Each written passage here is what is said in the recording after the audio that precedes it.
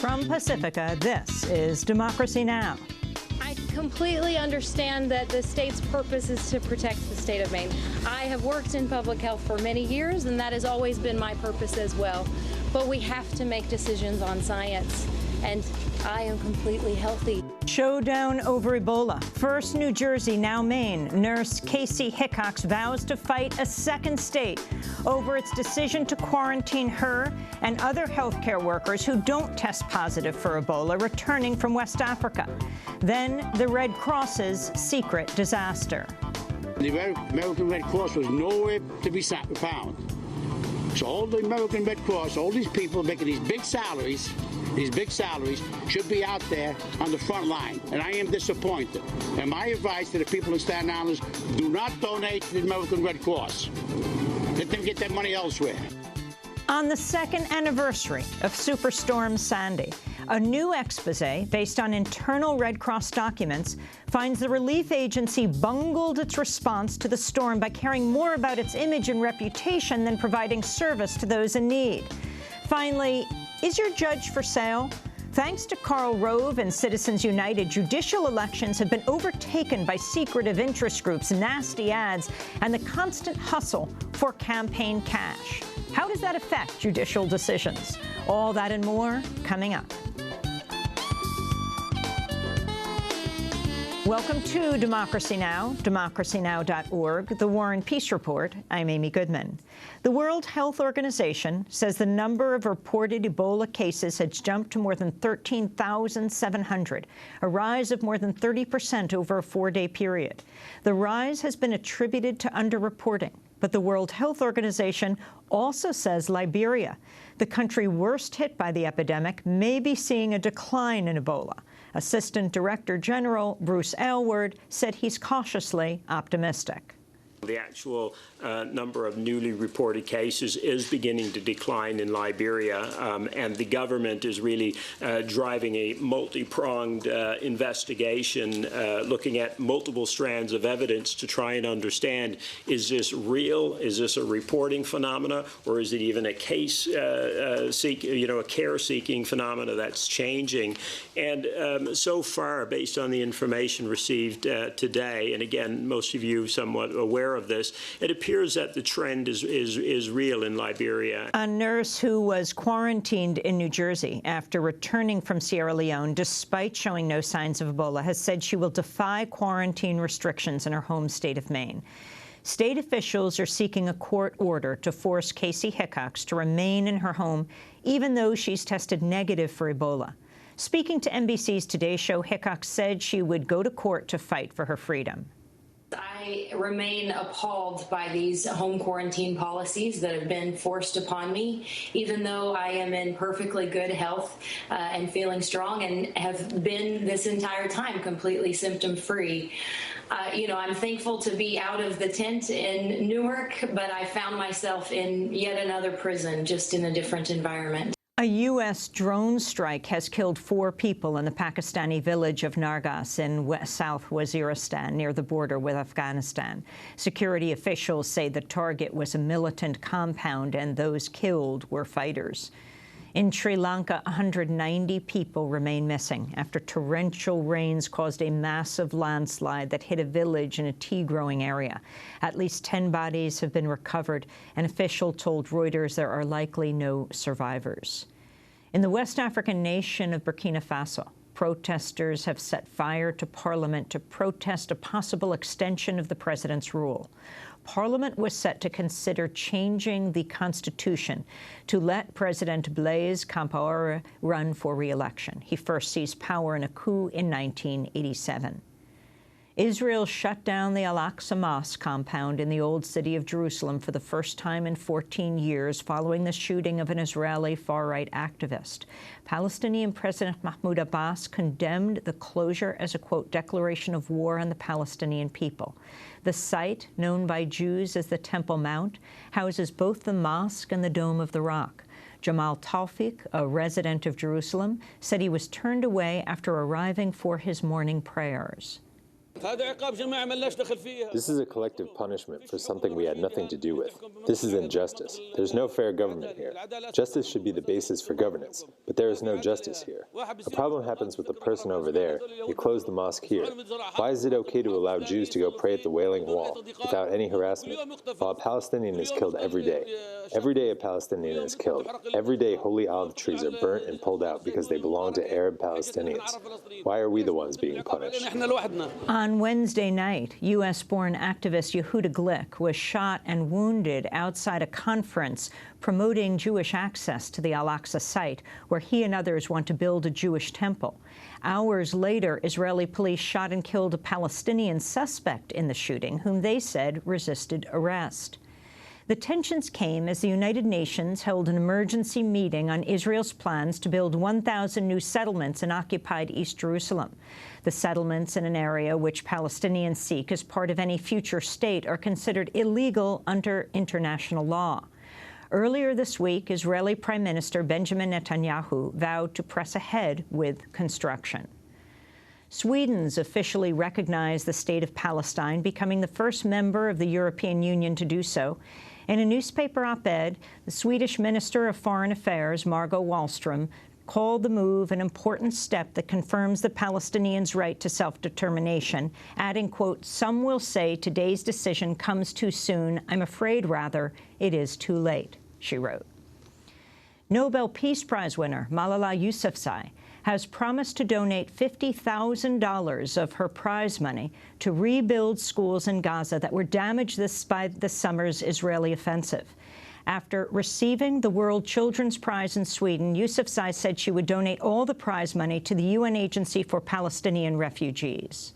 This money will totally go to the rebuilding of schools for children in Gaza. So I think it will definitely help those children to continue their education, to get quality education, and it will help them to continue their life and to know that people are supporting them and they're not alone. And I'm really happy that this funding will help in the rebuilding of 65 schools in Gaza. The company SodaStream has announced plans to move its factory out of an Israeli settlement in the occupied West Bank following an international boycott. SodaStream said its move was, quote, purely commercial, but supporters of the boycott, divestment, and sanctions movement have claimed the move as a victory, saying their efforts caused SodaStream's share prices to drop as retailers were pressured to abandon their products.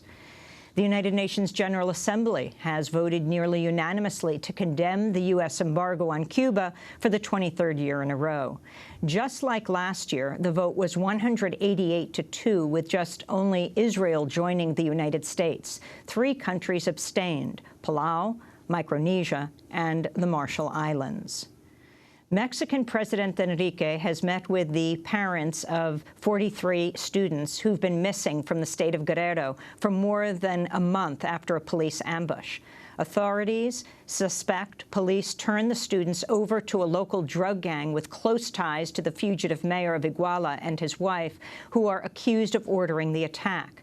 Another mass grave has been found in the area, but the remains have not been identified. Human rights activists highlighting the U.S. role in supporting corrupt police and military forces after it's poured an estimated $3 billion into the so-called war on drugs in Mexico. Maria Luisa Aguilar called for the U.S. to hold the forces that receive the funds accountable. The problem is the lack of accountability. What's happened with all that money that was invested in the police, at the federal level, at the state level, at the municipal level? After the training, after the substantial investment in these security forces, who is making sure that there will be accountability, that their work is lawful within a framework that respects human rights? In northern Mexico, 4 bodies have been found near the border city of Matamoros. The remains could belong to 3 American siblings from Texas who went missing from the area 2 weeks ago. They were reportedly captured by armed men identified as members of a Matamoros police unit. The Mexican president is Enrique Peña Nieto. The Federal Reserve is ending the economic stimulus program known as quantitative easing. Since 2008, the Fed has spent trillions of dollars on mortgage and Treasury bonds in a bid to boost the economy. The Fed now says the program is no longer necessary due to economic improvements. The number of billionaires worldwide has more than doubled since the financial crisis. A new report by Oxfam International finds the richest 85 people saw their collective wealth increase at a rate of nearly $500,000 a minute from 2013 to this year. Hundreds of millions of people, meanwhile, live without access to clean drinking water and sufficient food. A woman who appeared in a viral video documenting street harassment in New York City has begun receiving rape threats online. Shoshana Roberts experienced more than 100 acts of verbal street harassment over a 10-hour period while being filmed with a hidden camera. The video, posted as a PSA for the anti-harassment group Hollaback, received more than 15 million views on YouTube, where some users began posting rape threats in the comments section. College students around the world carried mattresses Wednesday in a global day of action against sexual assault and in solidarity with Columbia University student Emma Solkowitz. Earlier this year, Solkowitz vowed to carry her mattress everywhere on campus until the student who she says raped her in her dorm room is either expelled or leaves of his own accord. To see our interview with Emma Solkowitz, go to democracynow.org. In Denmark, the founder of the video file-sharing website Pirate Bay has been found guilty in the biggest hacking case in the country's history.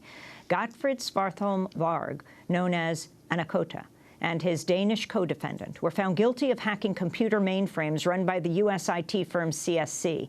Varg has already been imprisoned for 11 months after being extradited from Sweden. And in a follow-up to our story from yesterday, a jury in Texas has found Antonio Buehler not guilty in a case that centered on the right to film police officers. Buehler used his phone to take photos of a woman crying out for help as police arrested her on New Year's Day in 2012. Police then arrested him, and he was ultimately charged with failing to obey their order to put his hands down as he took photos. After more than 5 hours of deliberation, a jury acquitted Buehler on Wednesday evening. And those are some of the headlines. This is Democracy Now!, democracynow.org, The War and Peace Report. I'm Amy Goodman. And I'm Nermeen Sheikh. Welcome to our listeners and viewers around the country and around the world. The World Health Organization says Liberia, the country worst hit by an Ebola epidemic, may be seeing a decline in the spread of the virus. While the number of burials and new admissions has fallen in Liberia, World Health Organization Assistant Director General Dr. Bruce Aylward said the international community must continue to step up its response to the virus that's killed around 5,000 people in West Africa. Huge mistake for anybody to think, oh, great, we're getting in front of this virus, we can scale back on some of the investments planned. I mean, you know, these are wily viruses. They're waiting for you to make that kind of a mistake. And as you've seen in places, you know, in Guinea, you've seen in Gekadu, this thing will go on for a very, very long time at lower rates of transmission. So you've got to exploit those opportunities as they arise, step up your game. And if anything, this should be really a sign that, look, make those investments because this can be turned around, this virus can be stopped eventually, but it's going to take a very, very aggressive program of work to capitalize on those opportunities. Dr. Bruce Aylward, Assistant Director General of the World Health Organization. This comes as a debate intensifies in the United States over quarantining healthcare workers who return from West Africa but don't show signs of Ebola. On Wednesday, Maine's governor said that he would seek legal authority to enforce a 21-day home quarantine on Casey Hickox, a nurse who's tested negative for Ebola after treating patients in Sierra Leone. Hickox made national headlines when she publicly criticized New Jersey Governor Chris Christie for quarantining her in a tent outside the hospital. Hickox said she would challenge Maine's restrictions just as she did in New Jersey. Last night, Hickox spoke outside her boyfriend's home in Maine. I completely understand that the state's purpose is to protect the state of Maine. I have worked in public health for many years, and that has always been my purpose as well. But we have to make decisions on science, and I am completely healthy. You know, you could hug me, you could shake my hand. There is no way that I would give you Ebola. If I develop symptoms, and there's even some evidence that, you know, in the beginning periods, there's not enough virus in your blood, that you're shedding virus. It's, you know, still not perfect science because we don't know everything we need to know about Ebola because it's a rare enough disease. But, you know, I don't want to hurt anyone in the public, but I don't think this is an acceptable line to be drawn. As Hickox spoke on her boyfriend's doorstep, he had his arm around her the whole time. Maine Health and Human Services Commissioner Mary Mayhew said the state is filing a court order to keep Casey Hickox isolated at home until November 10th. We will make it mandatory. It is certainly in everyone's best interest to just cooperate and work with us to minimize contact. It is very difficult outside of that voluntary agreement to stay at home to monitor someone who may come into contact with many individuals, that if that individual then becomes symptomatic, we will have to work with every single one of those individuals to quarantine those individuals. On Wednesday, President Obama held an event at the White House to honor American doctors, nurses, and healthcare workers returning from West Africa. Like our military men and women deploying to West Africa. They do this for no other reason than their own sense of duty, their sense of purpose, their sense of serving a cause greater than themselves. So we need to call them what they are, which is American heroes. They deserve our gratitude, and they deserve to be treated with dignity and with respect. To talk more about the debate over quarantining healthcare workers, we're joined by Lawrence Gostin, university professor and faculty director at the O'Neill Institute for National and Global Health Law at Georgetown University, also the director of the World Health Organization Collaborating Center on Public Health Law. You're one of the leading experts, Dr. Gostin, on the issue of quarantine. This showdown is only getting hotter in this country, and it's not just about this one crusading nurse, Casey Hickox. But can you talk about what it is she's saying, why she objected to being held in the hospital in New Jersey, and then went home to Maine and was told she had to stay there, why she feels she shouldn't be there for 21 days? Well, I really don't think she should be there for 21 days. I, like her, believe, and I've spent my entire life defending the public's health. And if I actually thought that she or any of the other health workers coming from the region were a risk to the public, I would support a quarantine. But the Supreme Court has said that if you confine somebody who has committed no crime, it's, quote, a massive deprivation of liberty. It's not a trivial thing. We have to make sure that we balance civil liberties with public health. In this case, all the public health experts are telling us that it's unnecessary. The CDC, the World Health Organization, there's no organization that I know of that believes it's right to quarantine for 3 weeks somebody that really is, as President Obama said, is a hero. They've sacrificed, they've done things that most of us wouldn't do. They've put themselves at risk, gone in a compassionate way.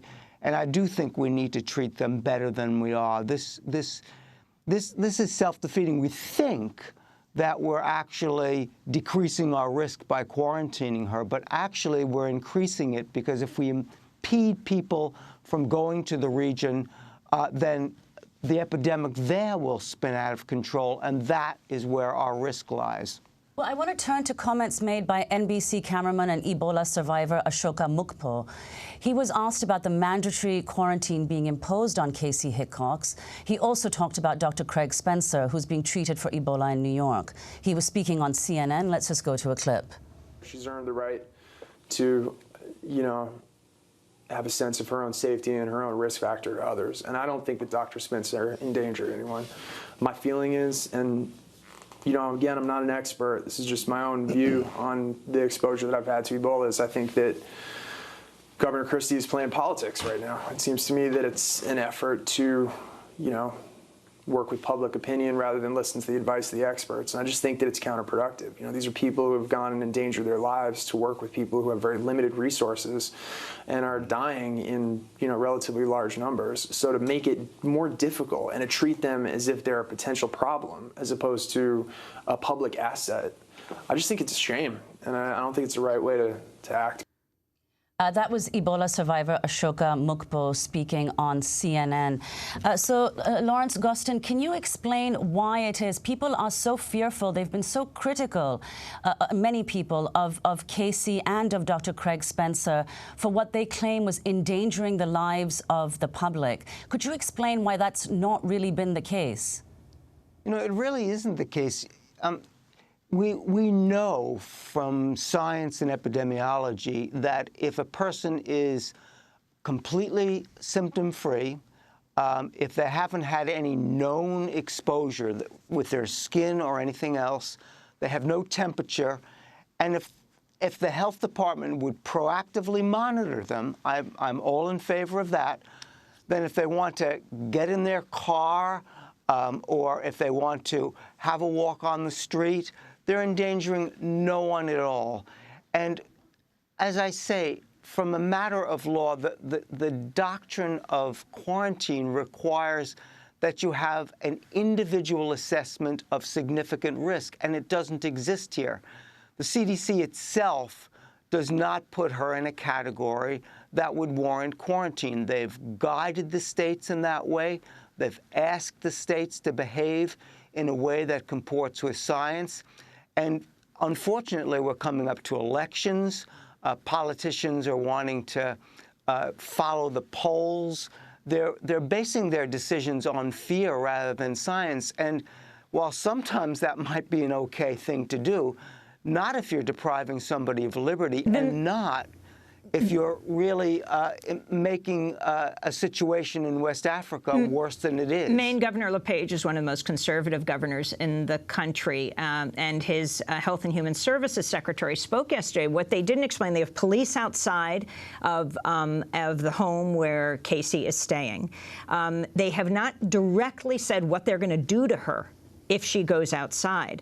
But if they're saying she's contagious, right, the New Jersey governor, Christie, said she's obviously ill, which was obviously wrong. Are they going to be wearing moon suits and tackle her? They will not explain what they're going to do to her. No, and in fact, unless they've actually issued a formal quarantine order under the state's public health law, the police actually have no authority over her. She's committed no crime. There has been no assessment that she actually, from a scientific point of view, poses any risk to anyone. I don't see that they've got any authority. Now, if they get a court order, they're going to have to convince a judge that their decision is based upon a rationality and science. And I don't see how they can do that when the entire scientific community disagrees. And they're just they're fanning the fear in the public. The public are wondering, why are we getting all these confusing messages? The president saying one thing, a governor saying another thing. The WHO and CDC have their own position. Well, we have to have a consistent position. Dr. Gostin, there are mixed messages. On Wednesday, Defense Secretary Chuck Hagel announced that all U.S. troops returning from the Ebola zone in West Africa must spend 21 days in quarantine. Let's go to a clip. What I signed this morning was a memorandum to the chairman of the Joint Chiefs of Staff in response to the memorandum of recommendation I received from the chairman and the chiefs yesterday to go forward with a policy of essentially 21-day incubation for our men and women who would be returning from West Africa. That was Defense Secretary Chuck Hagel speaking on Wednesday. So, Larry Gostin, can you explain the discrepancy in policy? Because on the one hand, the Obama administration seems to be saying that quarantine is not required for health workers. And now we have Chuck Hagel, the Defense Secretary, saying, but for the military, it is. And presumably healthcare workers are in much closer proximity to those suffering from Ebola in West Africa. I mean, it's a complete contradiction in terms. I was very proud of the United States for sending military troops into West Africa. I actually wish that the military troops could provide direct patient care, but President Obama ruled that out because he didn't want them to be exposed to any risk for political reasons. I can understand that. But now when they've not had any patient contact, they may have had no exposure whatsoever, and then come back and every single one of them will be quarantined for 21 days, it defies rationality. Why would you want to do that? The other thing is that we have people coming and going to West Africa all the time. We have UN diplomats, high-level American officials, high-level World Bank officials. They'll be coming to and from New York City and other places. Do we intend to quarantine them all? I mean, the U.S. ambassador to the United Nations, Samantha Power, just went to all 3 nations that are hardest hit. She said she'll abide by the law. But this goes even beyond Ebola. I wanted to turn to Steve Hyman, an attorney for the nurse, Casey Hickox. There's no basis to arrest her. There's no basis to detain her. And such action would be illegal and unconstitutional. And we would seek to protect Casey's rights as an American citizen under the Constitution. The fact is she seems to be doing well. She's now certainly better than she was when she was in the isolation tent, courtesy of Governor Christie in New Jersey. She is feeling fine. Hopefully she stays that way, and is monitoring herself as required by the protocols, and is staying in touch with the main public health officials. There is no legal basis under Maine law or under the U.S. Constitution to restrain her because she went to Africa to help people get better. And this is what else Casey Hickox's attorney, Steve Hyman, had to say. In the AIDS crisis, they were trying to do the same thing. People were supposed to be isolated because of AIDS and the fear that ran through the community. And that proved to be totally wrong. And people were subjected to the same thing that's happening to Casey by this hysteria that somehow there's contagion because of some myth as to how it's transmitted. That's Steve Hyman, an attorney for Casey Hickox. And I wanted to ask you, Dr. Lawrence Gustin, I was just watching a Mount Sinai Hospital doctor, infectious disease doctor, today on television, who was responding to the question, more than 80% of Americans want people quarantined. So how do you deal with that? And he said, if you would ask them if they wanted Ryan White, the boy who had AIDS, if you wanted him quarantined, not to go to school, they would have said the same thing. That doesn't make it right. How do you deal with this, Dr. Gustin? Well, I think you need to deal with it with clear information. We didn't, in the end, quarantine people with AIDS, thank goodness, but we did harass them, discriminate against them. Ryan White, a poor little young boy who had HIV infection, was embarrassed, kicked out of school. These are not humane, compassionate ways of dealing with things. Unfortunately, epidemics, particularly fearful ones, bring the worst out in society and civilization and humanity. But we need to find the better parts of ourselves and treat human beings with compassion and only restrict them if it's absolutely necessary for the public welfare. And in this case, it clearly is not. Well, on Wednesday, representatives of the Centers for Disease Control joined health officials from 31 other countries from the Americas and Cuba for a conference on Ebola. The meeting was convened by ALBA, a regional alliance of Latin American Caribbean countries. This is Cuban Health Minister Roberto Morales. We hope that this meeting creates a concerted course of action to continue perfecting our national plans, that it ratifies the commitment we have to the most vulnerable people as an expression of the principles of solidarity, genuine cooperation, and integration between our countries. The U.S. presence in Cuba is the latest show of cooperation between the two countries on the Ebola crisis. This is Nelson Arboleda of the CDC. I think that this is an international emergency and that we must all work together and cooperate in this effort. So Larry Gostin, according to the World Health Organization, Cuba is by far the largest provider of doctors and healthcare workers to West Africa in dealing with this Ebola crisis. So could you talk about what you think the U.S. ought to be doing more to deal with the crisis there in West Africa? Yeah, well, before I do that, I mean, when I just had said that epidemics bring out the worst in us, but here's a case of where epidemics can bring out the best in us, where it can bring us together. We shouldn't be a Democrat-Republican issue. It shouldn't be a Cuba-American issue. It's a global issue for all of mankind and humankind. What America needs to do is really ramp up the response in West Africa. We need to be training a reserve work corps of experienced doctors and nurses, putting them into the region, supporting them, treating them with respect. And we need to be providing money. And more than anything, we need to mobilize the international community. At least the U.S. has troops there. There are a lot of countries that don't. I'm really astounded at the delay and the lack of attention that's been given to what is really one of the worst crises I've seen since the AIDS epidemic. MSF, Médecins Sans Frontières, Doctors Without Borders, is really suffering now. They're saying that because of this controversy over the quarantining of healthy people, that it means that they are getting less recruits, fewer doctors, nurses, health workers offering to go abroad. President Obama almost had tears in his eyes yesterday as he surrounded himself. I think the visual was more important than anything he said, being very close to hugging people who had been in West Africa.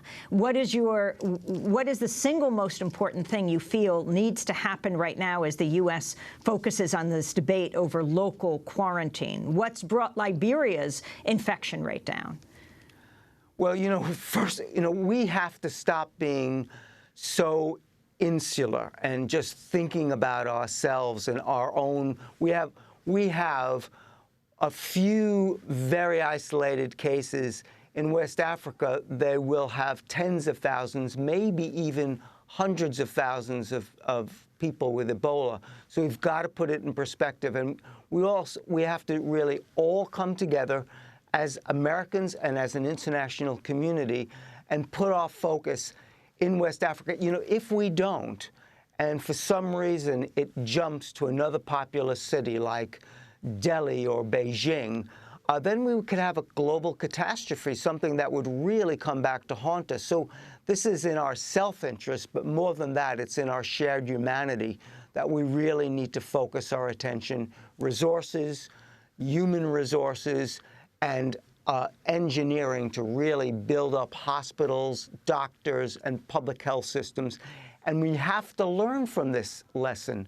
We have to learn what to do in the future. And what that is to build the health systems up in low and middle income countries so that these things don't spin out of control. Lawrence Gostin, we want to thank you for being with us, University Professor, Faculty Director of the O'Neill Institute for National and Global Health Law at Georgetown University, also Director of the World Health Organization, Collaborating Center on Public Health Law. Thank you. This is Democracy Now! When we come back, we're going to be looking at the Red Cross, not around the issue of Ebola today, but it's the second anniversary of Superstorm Sandy.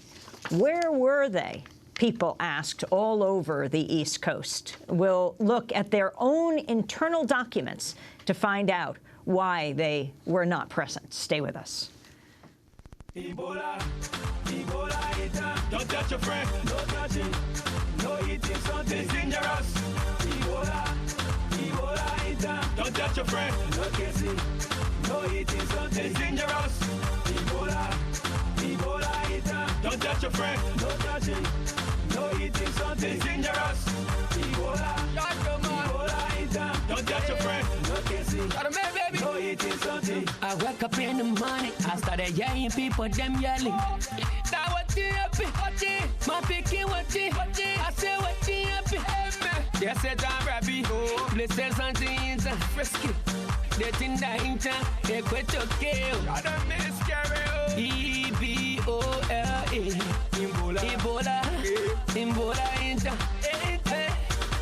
I started yelling, I started running. I play away go. Hey, I go to Guinea. I went everywhere. Ebola, Ebola. I'm not going anywhere. I'm right here. I'm not going nowhere. Oh, I'm right here. I know the medicine. Ebola in town, D12, Shadow, and Kazi of Two Kings. This is Democracy Now!, democracynow.org, The War and Peace Report. I'm Amy Goodman with Nermeen Sheikh. This week marks the second anniversary of Superstorm Sandy hitting the New York region, becoming one of the most destructive storms in the nation's history. After first pummeling Cuba, Jamaica, and the Dominican Republic, Sandy made its way up the East Coast. On October 29th, the hurricane blasted New York City with a record storm surge as high as 13 feet. The storm also heavily hit the Jersey Shore and parts of New England. Sandy ultimately killed 159 people along the East Coast and damaged more than 650,000 homes. The storm caused $70 billion in damage across 8 states. Millions were left without power, some for weeks. Well, a new investigation by ProPublica and NPR says there were actually 2 disasters during Sandy: the hurricane itself and the ensuing relief effort by the Red Cross. This is a clip from a video accompanying the investigation, headlined "The Red Cross's Secret Disaster." It's October 2012. Superstorm Sandy barrels up the eastern seaboard from Florida to Maine. The storm leaves millions in the cold and dark. Dozens die. A star-studded relief effort helps the Red Cross rake in more than $300 million in donations. This is the untold story of that Red Cross relief effort, how one of the nation's most revered charities bungled its mission and misled the public. I think that we are near flawless so far in this operation. I'm just so proud of everything that we are doing on the ground. It is incredible. But confidential documents and insider accounts paint a different picture. They lost confidence in their ability to do the right thing, and so they did the next best thing, which is, what can we do to make people think that we're doing the right thing? That was a clip from a video accompanying the new joint investigation by ProPublica and NPR called "The Red Cross's Secret Disaster." The report contends that the American Red Cross bungled its response to Superstorm Sandy by caring more about its image and reputation than providing service to those in need. It alleges the organization diverted vehicles and resources to press conferences instead of using them to deliver services. And it estimates the Red Cross wasted an average of 30% of the meals it was producing in the early days of its Sandy response effort. Well, for more, we're joined now by 2 guests. Here in New York, Justin Elliott, reporter for ProPublica and one of the lead authors of their new investigation, The Red Cross Secret Disaster. And in Santa Fe, New Mexico, Richard Rickenberg joins us, former disaster expert with the Red Cross, who oversaw aspects of the organization's efforts to provide food, shelter, and supplies after the 2012 storms. We welcome you both to Democracy Now!. Justin Elliott, just lay out your findings. Sure. So this investigation is based, as you mentioned, on the Red Cross's internal documents, some of their after-action reports, emails from the time, and also interviews with a lot of officials that were involved in the Sandy response, as well as victims in New York and New Jersey. And we found, first of all, that the Red Cross botched the key elements of its mission to provide relief after the storm.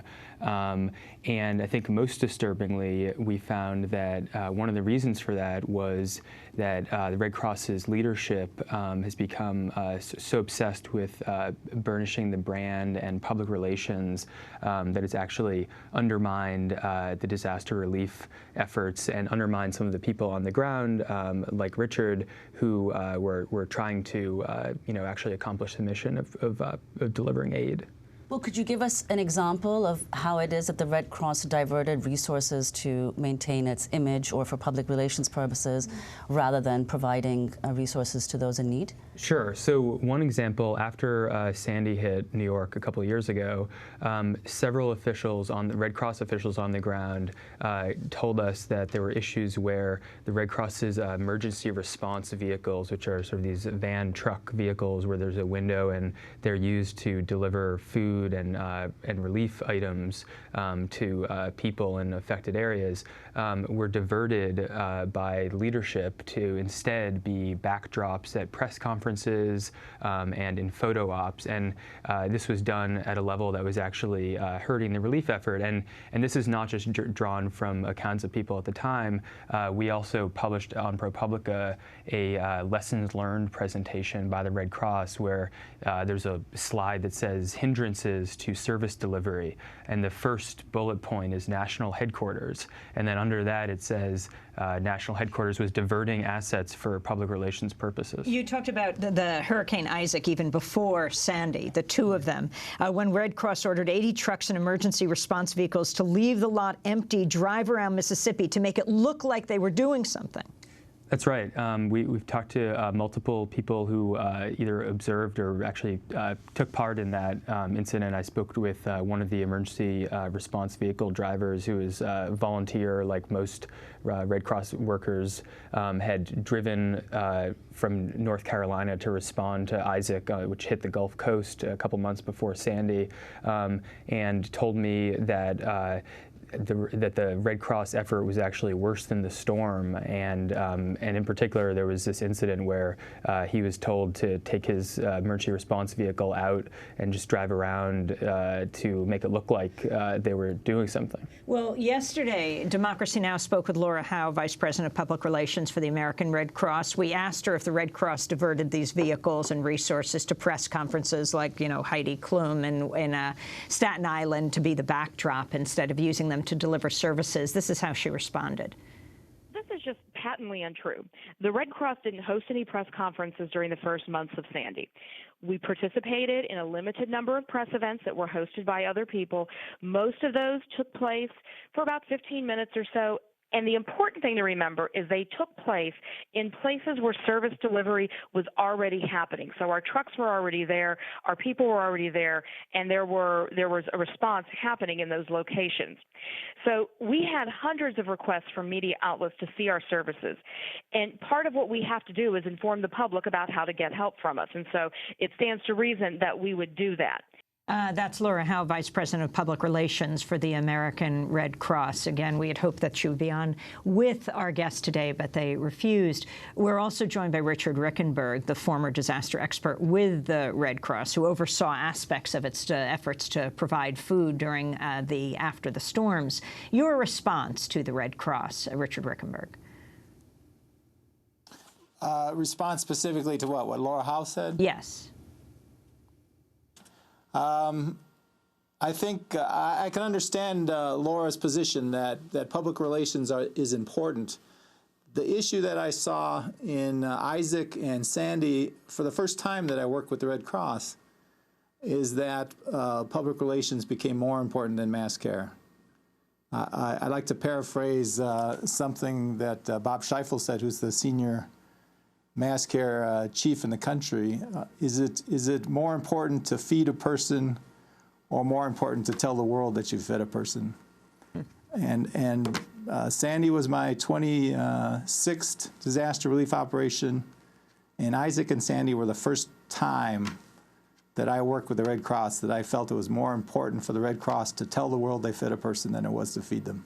Richard Rickenberg, what do you think accounts for this change in the focus of the work of the Red Cross? It was the 26th, Sandy was the 26th emergency operation that you worked for with the Red Cross, and Isaac and Sandy were the first times that you witnessed this emphasis on public relations rather than the provision of services. What accounts for the shift? I think a couple of things. I think the restructuring of the Red Cross really hurt the ability of the Red Cross to do disaster relief. They had been closing down a lot of the small local chapters around the country, and when you start to do that, consolidating them into bigger chapters and also consolidating resources in Washington, D.C., when you start to do that, you start to lose your expertise and your contact with the local community, and you start to lose the volunteers who've got a lot of experience in disaster relief. Well, let me go back to Laura Howe, the spokesperson, who talked directly about you, Richard Rickenberg, saying you had a very limited view of the Red Cross's response to Hurricane Sandy. Mr. Rickenberg was one of 79 chiefs that served in a similar role on the Sandy operation. So given that, he had a very limited view of the operation, and that limited view lasted just a few weeks. So he reported into a much larger, much broader chain of command, and the people above him, the people that spoke to ProPublica and spoke to NPR on the record on behalf of the Red Cross, had a much, much broader view of what was happening within the organization. That was Laura Howe of the Red Cross. Richard Rickenberg, your response.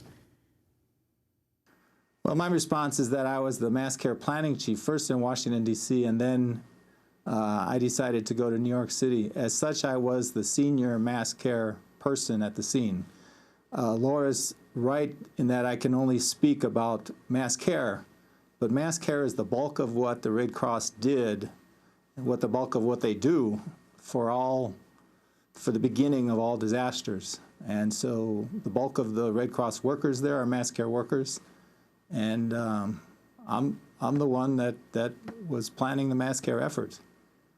Justin Elliott. I just want to make a point here. I mean, I just think it's sad that the Red Cross's position here is trying to sort of cast doubt on Richard's accounts. I mean, first of all, the point that he makes is obviously true. Our reporting shows that he was a high-level person responding to both Isaac and Sandy. But also, everything we reported that Richard told us was confirmed by other officials, and in almost all cases is actually also corroborated by Red Cross documents that we encourage people to look at on our website at ProPublica. I mean, again, there is a Red Cross, it's called the Lessons Learned presentation that says hindrance to service delivery, national headquarters diverting aid, diverting disaster relief assets like trucks for public relations purposes. So again, that's in black and white, a Red Cross document that came out of headquarters. And as we were doing our reporting and interviewing Richard and several other officials who are on the ground, they all said that was totally true. And one point in the press conferences, there's actually pictures of the CEO of the Red Cross, Gail McGovern, participating in a press conference out in Staten Island a few days after Sandy, again, published on our website, where you can see in the background emergency response vehicles being used as backdrops, just like Richard says. And one other point, since the story was published yesterday, I've since heard from another person who was involved in that effort, who confirmed the entire account that we published, which we already knew was true. But I mean, yeah. Talking about the CEO McGovern, she went on NBC and said the Red Cross's response was near flawless to Sandy. Talk about your meeting minutes that you got from the Red Cross. Right. I mean, this in some ways was kind of one of the most shocking things we found in the course of reporting. As you mentioned, about 2 or 3 weeks after Sandy, the CEO of the Red Cross, Gail McGovern, went on national television, NBC, because there were some questions sort of anecdotally on the ground of sort of where was the Red Cross, and she said our response effort so far has been, quote, near flawless. Just a few weeks later, there was a meeting of Red Cross executives at sort of the vice president level, which is the highest position in the organization below CEO, and they're just painting a totally starkly different picture, saying things like, and again, we published this, we didn't have the sophistication for this size job, multiple systems failed, our biggest challenge is the skill set possessed by our workforce, which gets to something that Richard mentioned, which was, there's a little bit of a backstory here. There's been restructurings and layoffs in recent years, and a lot of experienced disaster responders have left. So the sort of public version of what happened that was given by the CEO compared to just a couple weeks later, the behind closed doors version, were just utterly at odds with each other. And Richard Rickenberg, when you first noticed the failings of the Red Cross while you were still employed there, you raised some of your concerns with your colleagues and your superiors. Could you explain what you did and what kind of response, if any, you received? Yes, I was very upset about the response to Hurricane Isaac, because I think we made some very important decisions that were fundamentally against our principles. I mean, in my mind, they were fundamentally immoral decisions.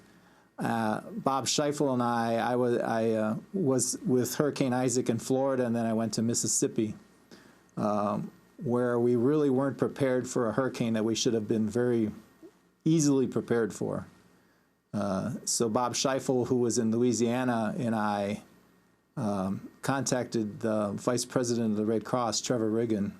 I sent him an email, and I sent him my travel report from Mississippi and Florida, and said that we're very upset about what we saw there, and we asked to meet with him and 2 other vice presidents in Washington, D.C., which he agreed to do. So we ended up flying to Washington, D.C. in October and presenting him with our concerns. This goes back to, I mean, it can go back before, but Justin Elliott, for example, Hurricane Katrina. What was the Red Cross's response there, and what ultimately most shocked you in your reporting? Sure. I mean, the Red Cross has had a tough past sort of decade and a half. There were scandals involving financial mismanagement after September 11th. And they raised a lot of money, I believe over $1 billion. And then after Katrina, one interesting thing about the Red Cross is it's actually created by Congress. So there's some congressional oversight, and Congress actually forced an overhaul after Katrina. The new CEO, Gail McGovern, was brought in a couple years after Katrina, and sort of publicly it seemed like things had stabilized a little bit. But I mean, just in general, the thing that sort of was most surprising is that behind the scenes, talking to many officials who either used to or currently work at the Red Cross, have lost faith in the leadership, and part of that has to do with sort of basic issues of competence in responding to disasters, but part of it also has to do with the sort of values of the management that at this point seem to prioritize public relations and sort of the brand above the actual hard work. They get $300 million from one superstar concert, and you have Occupy Sandy. Talk about that, the offshoot of Occupy Wall Street, and what happened on the ground with people who had almost nothing. Right. So, I mean, the $300 million is actually the Red Cross's overall fundraising for Sandy, part of which was from this celebrity concert. But yeah, there were some volunteer sort of groups, including Occupy Sandy, which was a sort of offshoot of Occupy Wall Street, that sprang into action after Sandy, and some of those people are quoted in my piece, where those groups were, for example, in the Rockaways, one of the most devastated areas out in Queens, and they didn't really see the Red Cross until a couple weeks after the storm. So, you know, and they were sort of operating on a shoestring budget. I mean, I think one of the reasons we thought that this was so important to do is, as you say, when there's a big disaster, most Americans, you know, they're seeing these terrible images on their television screen, and they want to do something, and they give money to the Red Cross. And to be clear, you know, I believe that it's an incredibly important institution, and there's a lot of good people that have worked there and do work there, like Richard, who are trying to, who are real experts who are trying to do disaster relief. So it's very unfortunate that a lot of you know, a lot of that money was squandered. We want to thank you very much, and we'll certainly link to your reports at ProPublica. Justin Elliott, reporter for ProPublica and one of the lead authors for this new investigation, The Red Cross's Secret Disaster. Richard Rickenberg, thanks so much also for joining us, former disaster expert with the Red Cross, who oversaw aspects of the Red Cross efforts to provide food, shelter, and supplies after Hurricanes Isaac and Sandy. He was speaking to us from Santa Fe, New Mexico. This is Democracy Now! When we come back, money in judicial elections. Stay with us.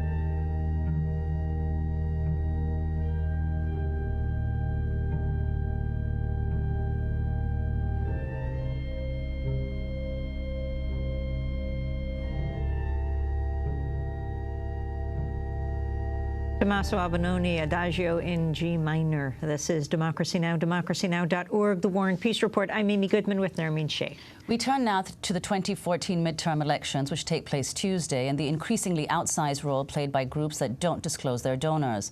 A new investigation zeroes in on this year's judicial races, which have drawn unprecedented attention from dark money donors that seek more influence for less money than bankrolling legislative campaigns. The story's headlined as Your Judge for Sale. Thanks to Karl Rove and Citizens United, judicial elections have been overtaken by secretive interest groups, nasty ads, and the constant hustle for campaign cash. We're joined by its author, Andy Kroll, senior reporter for Mother Jones Magazine. Welcome back to Democracy Now! Andy, you only have a few minutes. Lay out what you found.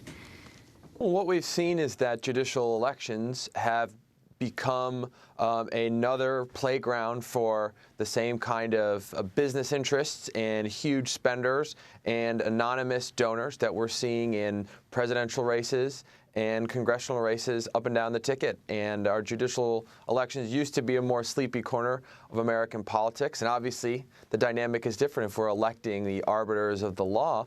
But times have changed, and Citizens United has really begun to change the landscape in this place. And could you explain, Andy Kroll, why these judicial races are so important? Well, there's a lot at stake, obviously. I mean, these Supreme Court justices and other state-level justices decide judgments against business interests. They have a role in social issues like marriage equality. And as large forces from corporate America, like the U.S. Chamber of Commerce, for instance, have gotten more involved, they have tried to tilt the courts in a way that are more pro-business to try to avoid these multi-hundred-million-dollar or billion-dollar judgments that can be handed down against businesses around the country. Andy Kroll, talk about the role of Karl Rove. Karl Rove is, really one of the pioneers, if you will, when it comes to judicial elections in Texas. In the late 80s and 90s, Rove helped flip the Texas Supreme Court from being a traditionally Democratic bench to a fervently Republican one. Rove was also sort of the mind behind the so-called tort reform effort, this effort saying that plaintiffs were sort of out of control, the hot coffee incident, which has become more of myth, really, than reality. Rove helped create that model, show how business interests could flip a Supreme Court in Texas. It was exported to Alabama some years later and then has since become a playbook around the country. What most shocked you in your reporting, if you can give us a few quick examples of the role and money in judicial races? Sure. One example in 2004 in Illinois that sticks out, the insurance company State Farm is hit with a more than $1 billion judgment. And then in the years that follow, the company and its allies, its tort reform, again, allies, allegedly and appear to have vetted, picked out a candidate for a Illinois Supreme Court race and funded to, the tune of millions of dollars. This candidate got him elected. And then when State Farm's appeal of this $1 billion judgment gets to the Supreme Court, this justice casts a vote overturning that incredibly big judgment. Another finding that really stood out was how we are potentially seeing the use of soft-on-crime attack ads in judicial races, and how this is a common bludgeon against candidates in races, even when the business interests are the main players. Soft on crime, weak on the death penalty, and what we've seen and what Supreme Court Justice Sonia Sotomayor has written about is that this is perhaps having an effect on judges in states around the country who are more inclined to, say, overturn jury ruling, like in a state like Alabama, and approve the death penalty, and less inclined to overturn a death penalty judgment. So judges thinking about, they're going to be weak on crime, so I'm going to be tougher with death penalty. Andy Kroll, we have to leave it there, but we're going to link to your piece. Andy Kroll is senior reporter for Mother Jones. Is Your Judge for Sale is his piece. I'll be speaking in Oslo, Norway on Saturday. Check our website at democracynow.org. For our special election coverage Tuesday night, go to Democracy Now! I'm Amy Goodman with Nermeen Sheikh.